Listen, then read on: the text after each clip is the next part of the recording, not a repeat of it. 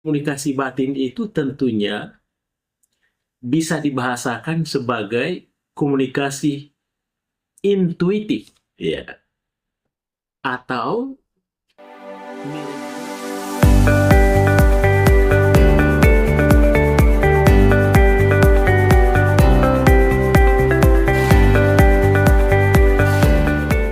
Bismillahirrahmanirrahim.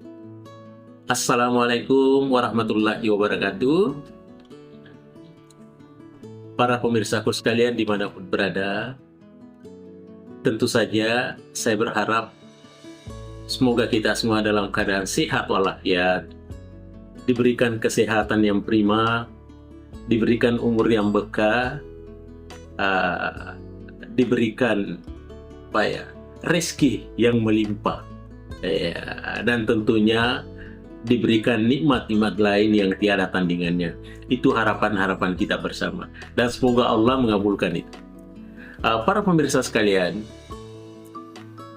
tentu saja saya menyampaikan atau menghaturkan penghargaan yang setinggi-tingginya, karena kita selalu berkenan menanti, mau mengamati, dan sekaligus menonton channel YouTube kita yang kita beri nama Mr. Kronis, komunikasi romantis dan humanis.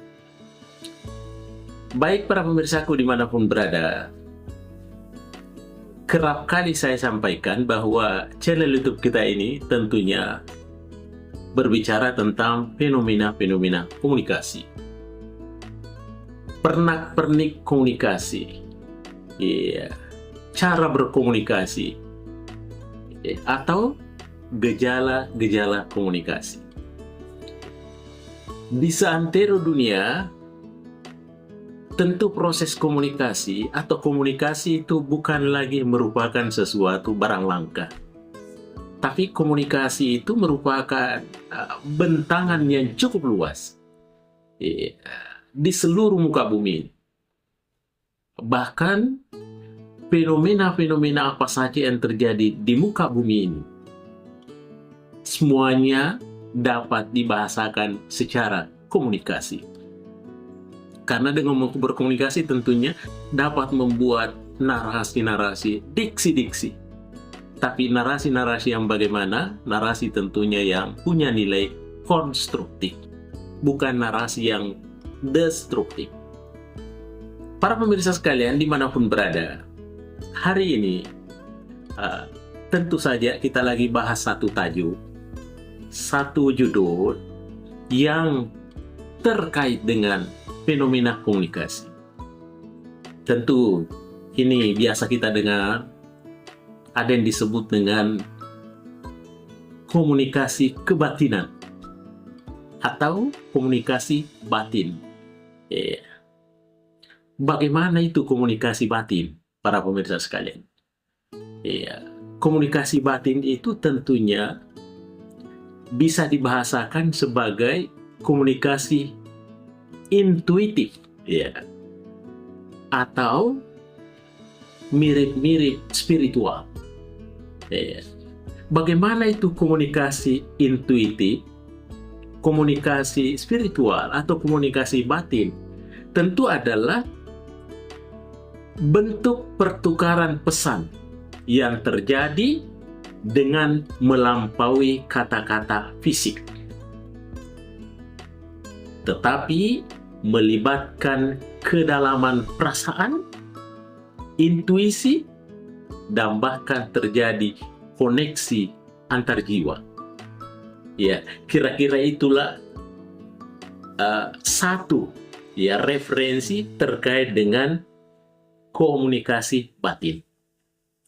Para pemirsa sekalian dimanapun berada, tentu saja pada kesempatan ini kita akan juga melihat apa sih yang menjadi karakteristik daripada komunikasi batin itu. Kenapa komunikasi itu bisa dicurigai sebagai satu komunikasi batin? Yang pertama karakteristiknya, Yang pertama adalah dia bersifat non-verbal, tanpa jarak. Apa maksudnya?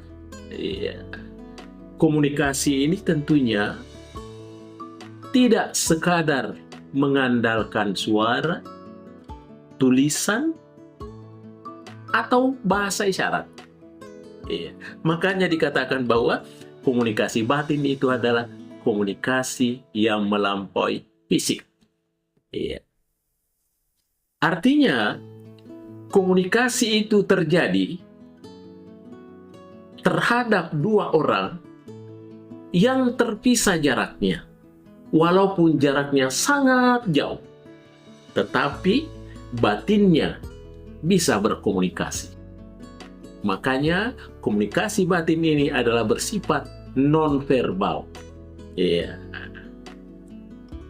Dan kemudian di dalam komunikasi batin ini tentunya ada yang disebut dengan bahasa rasa. Bagaimana itu bahasa rasa? Artinya pesan yang disampaikan itu biasanya berupa getaran saja. Ada perasaan yang mendalam atau pemahaman seketika, yang biasa disebut dengan instant knowing. Ada terjadi pemahaman seketika. Mengapa tiba-tiba ada kerinduan yang mendalam? Mengapa tiba-tiba wajahnya meloncat-loncat di hadapannya? Padahal ini adalah dia berbeda jauh, tidak ditahu di mana dia tempatnya, di mana dia berada, tetapi terjadi komunikasi batin yang sifatnya non-verbal. Itu yang pertama. Kemudian yang kedua, para pemirsa sekalian, bagaimana menandai komunikasi batin ini adalah tentu dia berbasis empati yang dalam. Bagaimana itu empati yang dalam? Di sini adalah melibatkan kemampuan untuk merasakan keadaan emosional orang lain seolah-olah itu adalah milik kita sendiri. Sederhananya adalah satu kemampuan untuk merasakan apa yang dirasakan orang lain. Itulah disebut dengan empati. Ada koneksi emosional. Bagaimana itu koneksi emosional bisa terjadi antara dua orang yang memiliki batin kuat? Antara ibu dan anak itu memiliki batin yang kuat. Pasangan suami istri memiliki batin yang kuat. Bahkan sahabat sejati pun kadangkala memiliki batin yang kuat. Sehingga kadangkala itu meluap melalui mimpi-mimpi indahnya di malam hari. Karena adanya koneksi emosional batin. Tetapi ingat bahwa di empati, ketika dia berbasis empati, maka tentu juga di sini ada resonansi. Bagaimana itu resonansi? Ada merasa sesuatu yang salah atau benar, tetapi dia tidak mampu mengatakannya. Itu yang disebut dengan resonansi. Yang ketiga, para pemirsa sekalian, karakteristik yang dibangun dalam komunikasi kebatinian atau komunikasi batin itu adalah adanya kejujuran dan ketulusan yang mutlak. Bagaimana itu kejujuran? Ada transparansi jiwa di situ. Komunikasi datang dari lapisan diri yang paling dalam. Taruhlah di bawah sadar. Dan kemudian pesan itu sifatnya murni, original. Muncul seringkali sangat jujur dan mencerminkan realitas emosionalnya yang sebenarnya, tanpa dia buat-buat. Yang keempat, para pemirsa sekalian, karakteristiknya adalah spontanitas dan intuisi. Apa itu spontanitas atau intuisi? Artinya komunikasi batin itu muncul kadangkala secara intuisi, munculnya pikiran tentang seorang secara tiba-tiba. Dan tak lama kemudian orang tersebut menghubungi Anda, call Anda melalui HP dan lain sebagainya. Itu artinya ada kontak batin, ada komunikasi batin yang terjadi. Dan juga ada sinkronisitas. Apa itu sinkronisitas? Artinya kejadian-kejadian yang kebetulan itu kadangkala memiliki makna yang mendalam. Iya, kadangkala memikirkan hal yang sama di waktu yang sama. Ada koneksi batinia. Dan yang kelima, para pemirsa sekalian, yang terakhir adalah tentu komunikasi batin atau komunikasi batinia, kebatinan bisa terbangun karena adanya rasa tenang dan keyakinan yang kuat. Ya, berbeda dengan suara pemikiran, seringkali bising, penuh keraguan, ya, tapi komunikasi batin membawa sifat tertentu. Termasuk di dalamnya adalah ketenangan, ya, dan kemudian di dalamnya juga ada kejelasan. Apa maksudnya? Artinya ketenangan itu dia bersifat peringatan, biasanya disertai dengan rasa tenang atau keyakinan yang mantap diri. Sehingga dengan demikian memberikan pemahaman yang jernih dan jelas tanpa perlu banyak analisis logika. Yang jelas, yang bermain adalah batinnya, sesuatu yang tenang dan sesuatu yang jelas. Baik para pemirsaku sekalian, dimanapun berada, saya kira inilah satu model bentuk komunikasi batin atau komunikasi batinia. Semoga ada manfaatnya.